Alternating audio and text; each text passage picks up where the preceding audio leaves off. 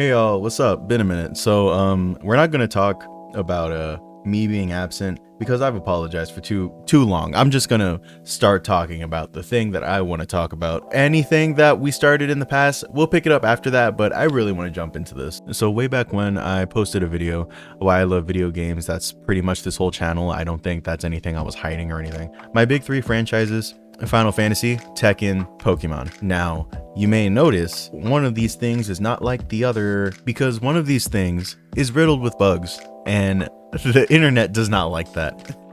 Yeah, so Scarlet and Violet came out. I wanted to do a Let's Play for it, but I decided, you know what? I don't really want to do Let's Plays anymore. I kind of just want to jam. I feel like I don't enjoy games fully whenever I'm doing a Let's Play or anything like that. So I sat down, enjoy the game. Don't get me wrong. Before I say what I'm about to say, it's a great game. Scarlet and Violet are great games story wise. I love the new Pokemon. I love some of the new concepts they introduced gameplay wise.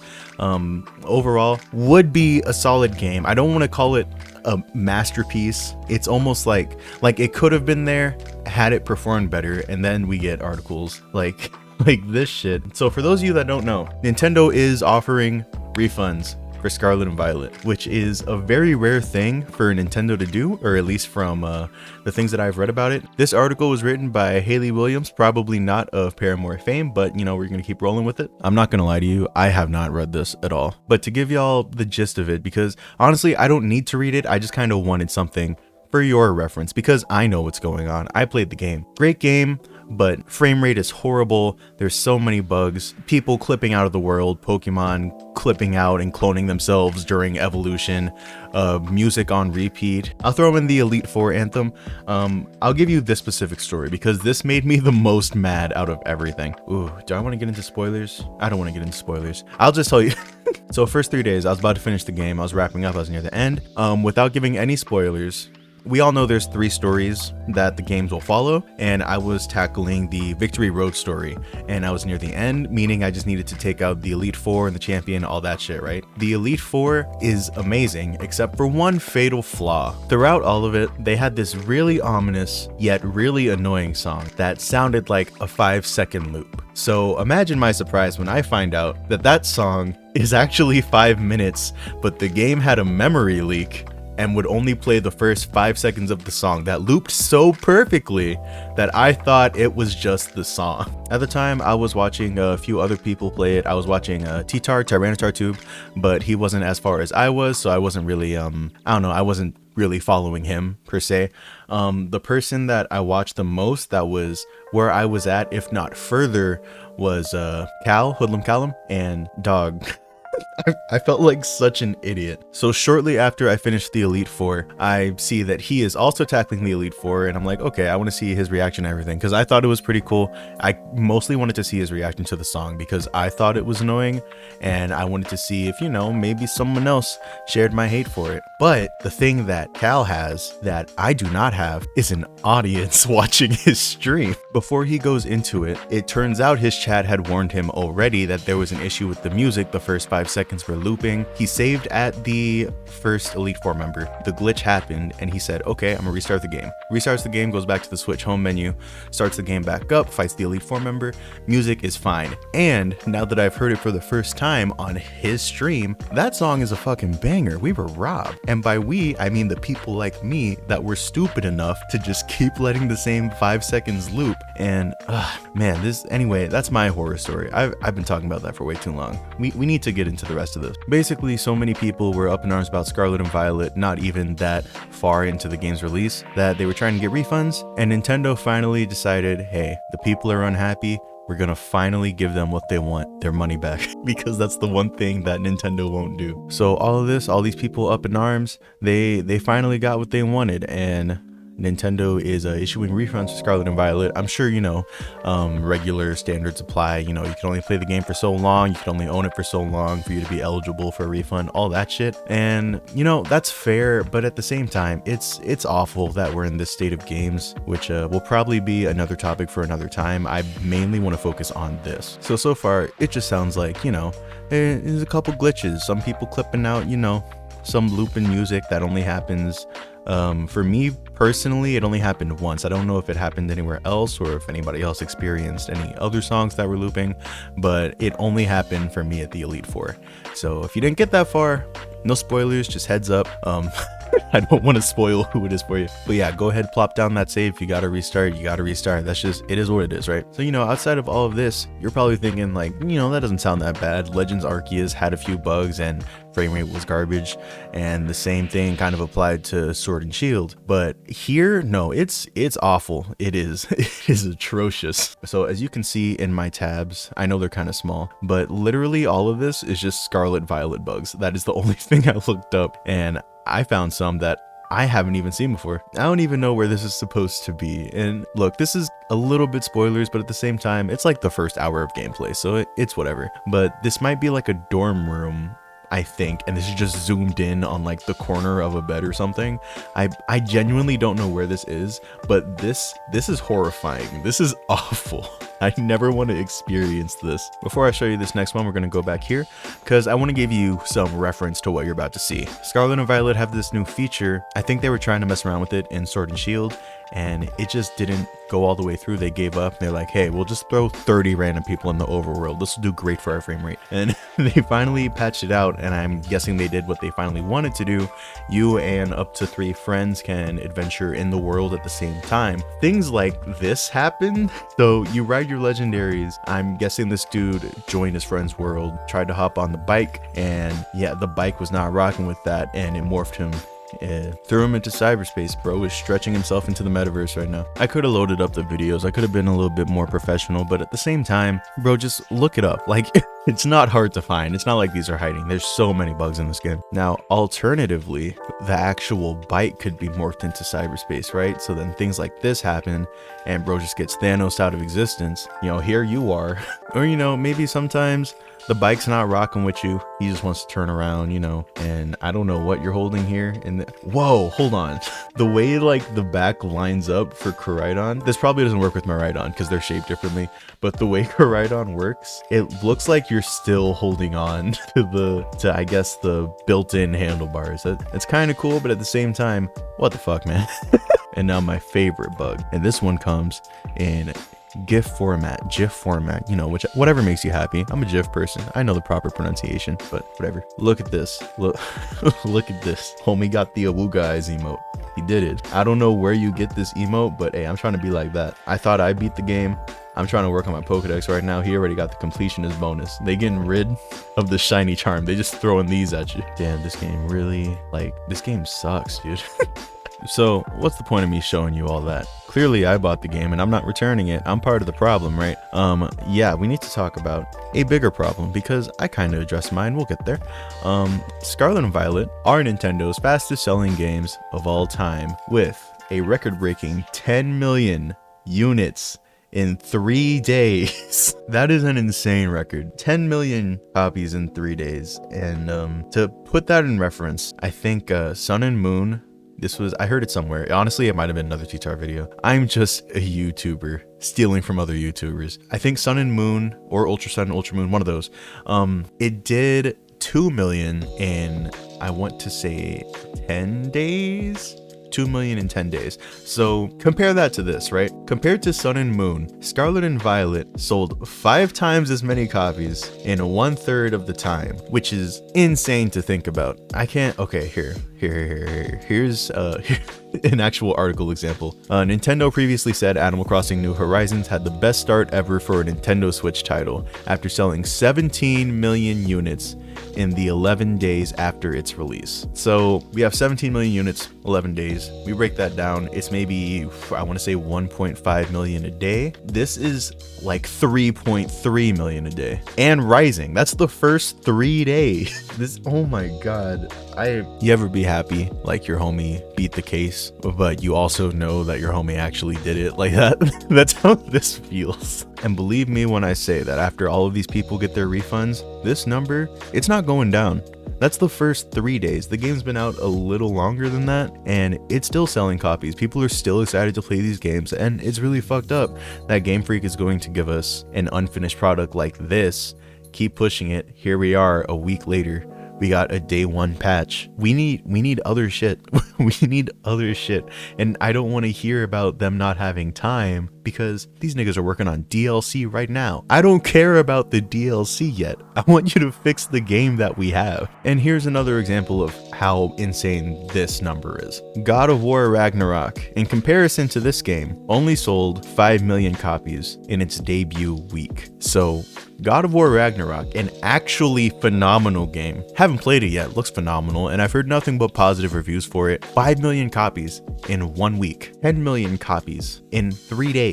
It did twice the numbers in half the time of God of War Ragnarok. That's stupid. That's actually stupid. And it gets more stupid when you remember Pokemon is the highest grossing media franchise of all time. Now there's some surprises here. Granted, it could just be my ignorance, but Winnie the Pooh is right under that, 74 billion. And then, you know, it's more than Star Wars, more than Mickey Mouse and Friends, whatever, Mickey Mouse, whatever this guy is. Look, what I'm trying to say is this is damn near a 9-figure company. Oh, I did that math all the way wrong. Hold on. Okay, this is damn near a 12-figure company. And this is happening to you. This is happening to you. You are the most likely to break 100 billion. And granted, look, okay, Winnie the Pooh's right there. Think about this, right? Winnie the Pooh is right there, 2 billion under you, right? Which when you're that high, it doesn't really matter. You're basically tied. But also keep in mind, Winnie the Pooh, year of inception, 1924. Pokemon came out the year before I was born. So yeah, you throw that into the calculator because I'm not going to, but just know that is an insane like number. Even if you average it out, just imagine like the yearly return on that. Average it out, yearly return is insane. Let's do this. I'm gonna be 25. We're just gonna say 25. Let's do this. That's roughly 25 years. Let's break it down. Let's drop this to 75 billion. So that's an average of $3 billion a year. I know that's not how business works, but that's fucking insane, dude. How are you pulling in, on average, through my flawed math, $3 billion a year, and then shit like this happens to you? It doesn't make any sense. But it's the amalgamation of several things at once.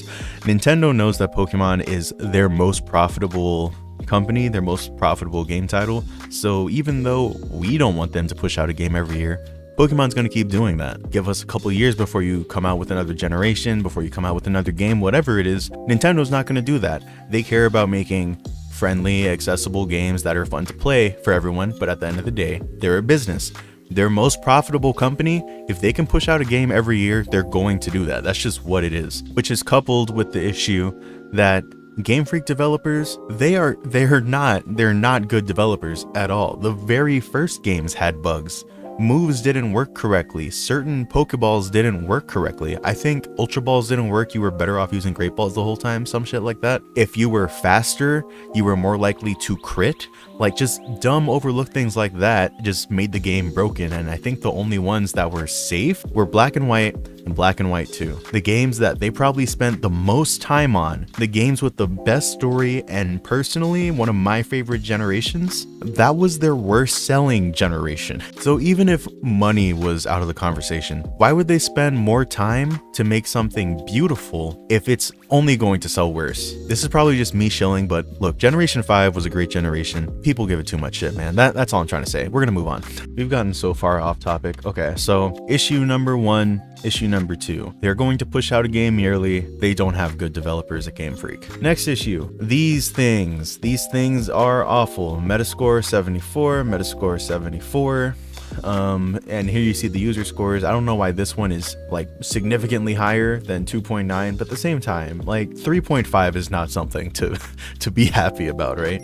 I don't know. We got early copies, review copies. They mean absolutely nothing to me now, and it's misleading to a lot of new people. I guess less new people, more just young people, right? Young people that actually take scores like this at face value. Granted, this is the ideal Pokemon experience on paper, right? But this game is awful. That's why the user score is a fucking 3.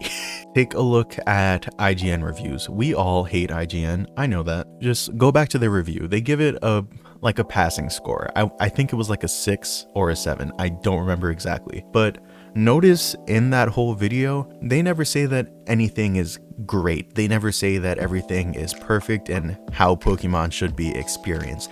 They always say, like, it works. Basically, like, the open world is a step in the right direction. And how long is it going to be a step in the right direction? When is it going to be, like, right? How long are we going to be stepping? When are we just going to get there? When are we done with the journey? And when do we get to the destination of having a good fucking game? I'm really frustrated with these games, if you couldn't tell. Because I want to love them, but I don't want to be that guy. Game Freak is an awful company.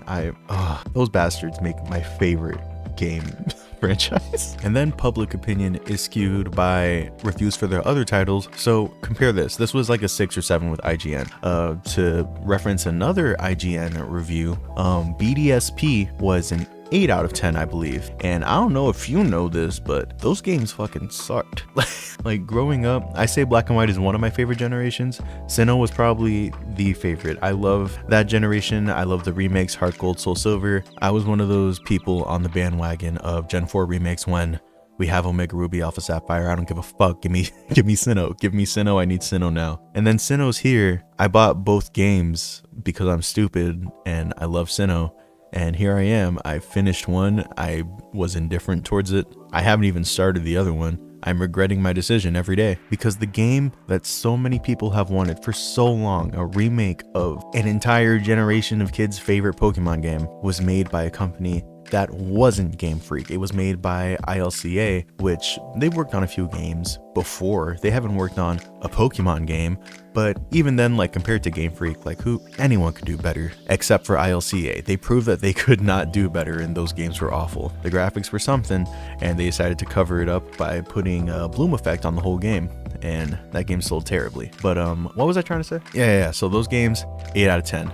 Scarlet and Violet, 6 or 7 out of 10. The review copies are getting out of hand because y'all don't know how to rate game. This is objectively better. This is objectively better than BDSP. Yet here we are with BDSP being ranked highly amongst critics. Granted, I'm only using IGN as a source, but I'm pretty sure that's a pretty widespread thing. A lot of people generally believe that BDSP rates higher than Scarlet and Violet just due to the performance issues, despite the fact that both games running like a bag of milk. Like, I don't fucking now to play devil's advocate here. I hate that I've said that out loud with my mouth. The Nintendo Switch came out 2017. So, you know, it's already a pretty aged console. What is it? So it's a little over 5 years, about to be 6 years now. Some of it we can say it's on Switch, and even then that's really pushing it. Like, very minimal of this issue is on Nintendo. Despite the fact that this is an aged console, despite the fact that every game should be optimized for 1080p, 30 frames a second at most. You know, that shows the console's age. But at the same time, what did Game Freak give us? They gave us a game that does not look 1080p, that does not run at 30 frames per second, which at this point, that's not even industry standard anymore. Like, we're going for high fidelity, high performance, and Scarlet and Violet do neither of those. These are genuinely, like, objectively bad games. So I am one of those people that believes, you know, the Switch is showing its age a little bit in other games as well. Like in other recent games, it's chugging a little bit. It's getting a little hot in people's hands. It is what it is. That's what happens when shit gets old, right? But I'm still in that basket of Game Freak is an awful developer. If a game should be optimized for 1080p, 30 frames per second in this day and age, there is no reason that you, almost $1 trillion company, shouldn't be able to reach that threshold. There's genuinely no excuse, and the only excuse you can give is you want money and you need to put out a game every year, which you don't need to do. You do not need to do. $76 billion in 26 years. What are we doing, bro? How do we get here? Anyway, that's the end. I didn't have much more I wanted to talk about. I kind of wanted to get this off my chest. I've been away. I've been away for a while, finding myself, chasing happiness, all that bullshit. It is what it is, but we're back. I'm not gonna take things too seriously. I like talking. I'm gonna just talk. That's the most anticlimactic ending to anything. But yeah, those are my thoughts. Yeah, feel free to leave your thoughts in the comments. Feel free to leave a like. Feel free to subscribe. Feel free to do whatever you want. And yeah, I'll see you guys soon.